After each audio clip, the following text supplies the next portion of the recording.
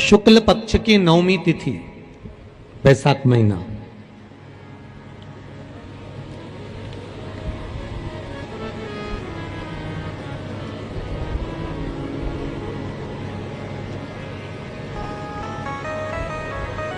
पीला चंदन घिसकर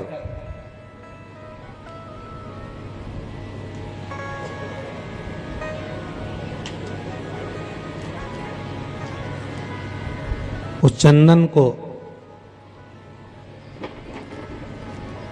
एक सुंदर पीपल का कोमल पत्ता, कोमल पत्ता मतलब एकदम, एक तो पीपल का होता है कड़ला पत्ता, एकदम कड़क हो जाता है, और एकदम होता है कोमल पत्ता।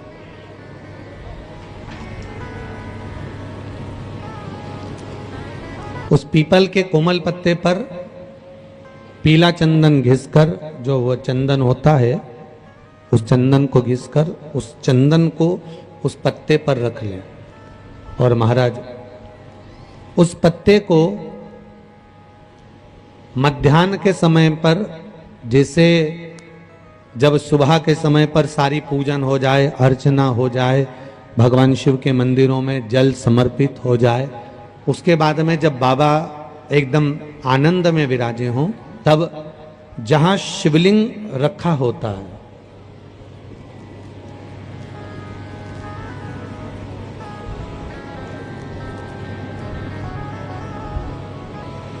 जैसे ये शिवलिंग है और ये कटी भाग जहां शिवलिंग रखा हुआ है, इस कटी भाग पर जहां शिवलिंग रखा है उसके पास में ही 3 उंगलियों से चंदन का लेपन उस कटी भाग पर करना है।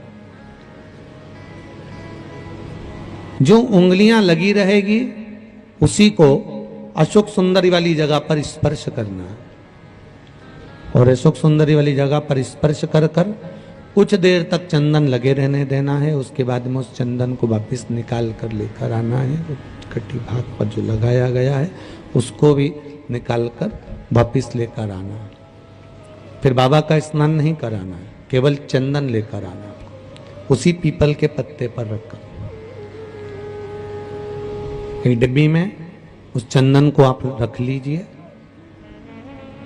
कुछ दिन, जिसकी नेत्र ज्योति कमजोर है, चश्मा लग रहा, जिसकी नेत्र ज्योति कमजोर है, चश्मा लग रहा हो, श्रवण शक्ति कमजोर हो, सुनाई कम दे रहा हो, उसके कंठ से इस ठोडी तक उस चंदन का तिलक लगाना प्रारंभ कर दीजिए, और नेत्रों के नीचे थोड़ा सा वो चंदन लगाना प्रारंभ कर दीजिए।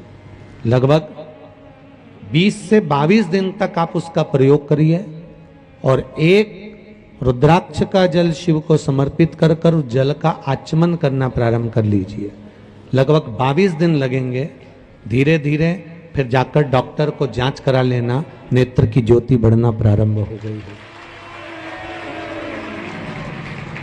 पर विश्वास के साथ में, भरोसे के साथ में, क्योंकि सबसे मूल अगर कुछ है तो विश्वास मूल है। मानो तो मैं गंगा मां हूं, और ना मानो तो बहता पानी। अगर आपका विश्वास प्रबल होगा, भरोसा अगर प्रबल होगा, विश्वास अगर प्रबल होगा तो भगवान मिलेगा, और अगर विश्वास नहीं है तो परमात्मा नहीं मिल सकता।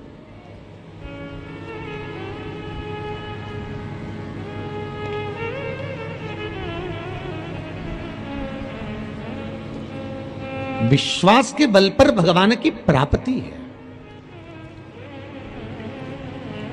विश्वास है तो शिव है, और देखो विश्वास, मेरी जीजियों, एक बात अपने जीवन में उतार कर रखना। कभी जिंदगी में अगर कभी ऐसा योग लगे, कभी तुम्हारे जीवन में कभी ऐसा लगे, अब तो थोड़ी शरद चालू हो गई, ठंडक चालू हो गई, तो मट्टी के पात्र का जल से शिव का अभिषेक कभी तो नहीं हो सकता, पर बैसाख महीने में, ज्येष्ठा महीने में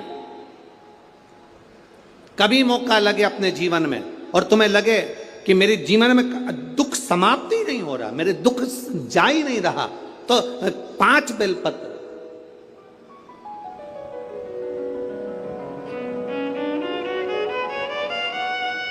5 बेलपत्र।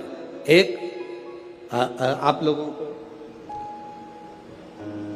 देखो, इस पत्र में शिवलिंग लगा हुआ है, तो हम आपको इसी से समझा देते हैं। एक बेलपत्र जिसकी डंडी का भाग जल जहां से बहकर बाहर निकल रहा है, अशोक सुंदरी का स्थान देखा है ना सब लोगों ने, बस उसी स्थान पर पहली बेलपत्र। दूसरी बेलपत्र पार्वती जी के स्थान पर, अर्थात जो जलाधारी है वहां पर। तीसरी बेलपत्र शंकर भगवान के शिवलिंग के सम्मुख में जहां आप बैठे हो वहां बैठकर डंडी का भाग विपरीत दिशा में रखकर, तीसरा बेलपत्र। चौथा बेलपत्र भगवान शंकर का जल जहां से नीचे गिर रहा है उस ओर सीधी बेलपत्र नीचे की ओर। और पांचवी बेलपत्र शंकर भगवान के अशोक सुंदरी के स्थान को छुआकर नंदी के पास रखकर, जो घड़े में जल है अर्थात मट्टी के पात्र में जो तुम जल लेकर गई हो, उस पात्र के जल से शंकर का अभिषेक कर देना, शिव को वो जल समर्पित कर देना। जिंदगी में कैसा भी दुख हो वो कटता ही है, वो दुख रह नहीं सकता, ये निश्चितता है।